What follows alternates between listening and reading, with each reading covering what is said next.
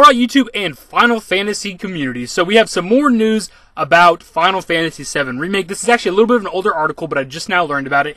And this news is kind of triggering, so prepare yourself if you are a Final Fantasy VII fan.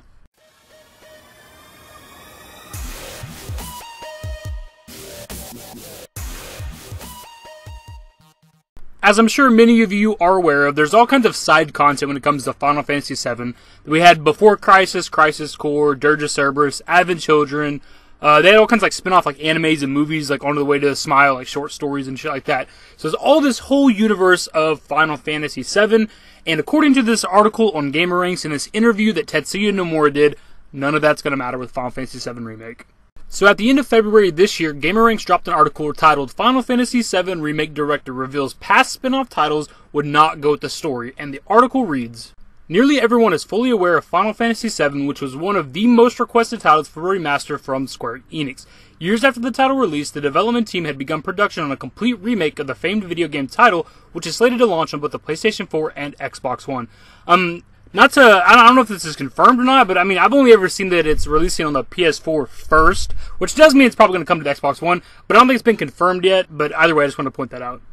Now that fans are finally receiving one of the most requested titles from Square Enix, there has been interest in seeing if the Final Fantasy VII spin-off titles will also receive a remaster collection in the near future.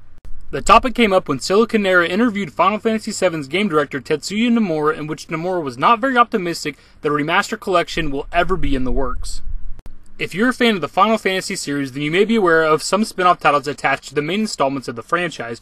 For instance, Final Fantasy VII had a number of spin-off titles that included Before Crisis, Crisis Core, and Dirge of Cerberus. Within the interview, it was asked to the game director if it would make sense to release an HD remaster collection of the Final Fantasy VII spin-offs alongside the Final Fantasy VII Remake. According to Tetsuya Nomura, the spin-off titles would hardly have an overall coherence. Concerning Final Fantasy VII Remake, which is a title loaded with a lot of mystery for now, it will be different from the original Final Fantasy VII. If we make a compilation, these games will hardly have an overall coherence. It will be difficult because there is no continuity between the compilation and the remake for the moment. There's a little more to the article, like one more paragraph, but it's kind of irrelevant because we got to where we needed to get, which is him talking about there not being any continuity between the spin-off titles and the current Final Fantasy VII Remake. And he says, at least for the moment. So it could mean in the future that they will be canon again with Final Fantasy VII Remake. But as of right now, they are not. And that does not make any goddamn sense to me. And it actually kind of upsets me.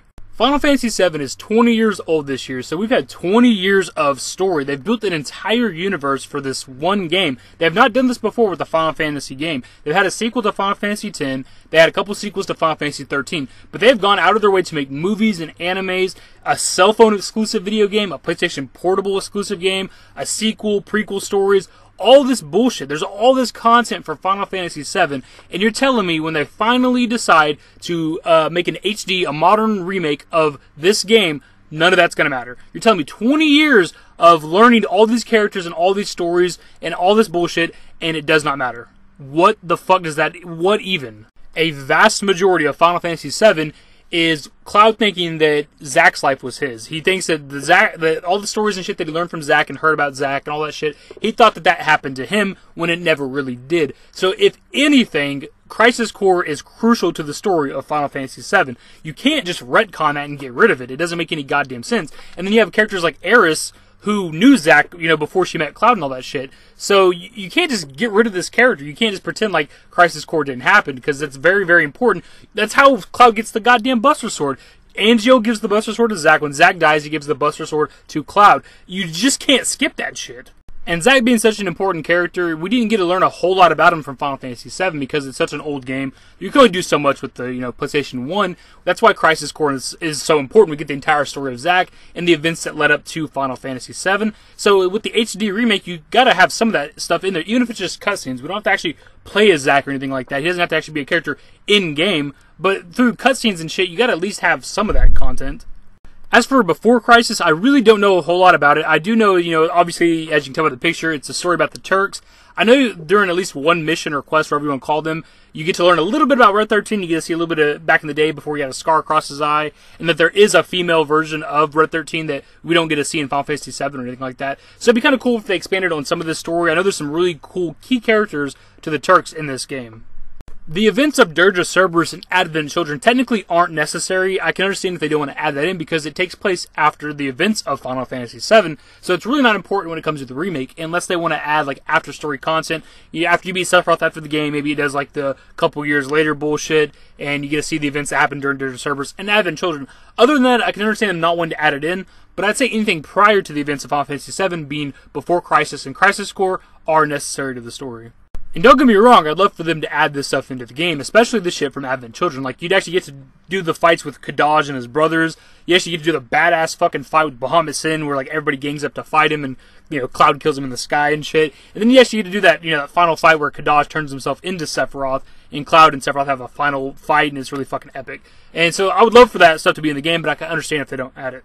Anyways, let me know your guys' thoughts on this new update about Final Fantasy VII and the spin-offs not being a part of it. I gotta be honest, it has me a little triggered and a little upset. I mean, I already had to accept the fact that it's going to be a new fighting system. I already had to accept the fact that it's going to be episodic. We already knew that the story was going to be different, so I already accepted that. But now we know that the story is going to be different to the point that, at least as of right now, the spin-offs are irrelevant to the game, and it just does not make any goddamn sense. Anyways, guys, if you want to enjoy the video, give it a thumbs up, subscribe to the channel if you guys are new. Follow me on Twitter. Links to my social networks are in the description and in the outro. Later, guys. I will never be a memory.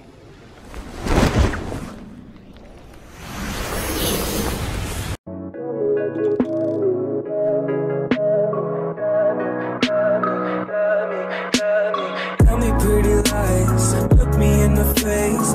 Tell me that you love me, even if it's fake, 'cause I don't fucking care.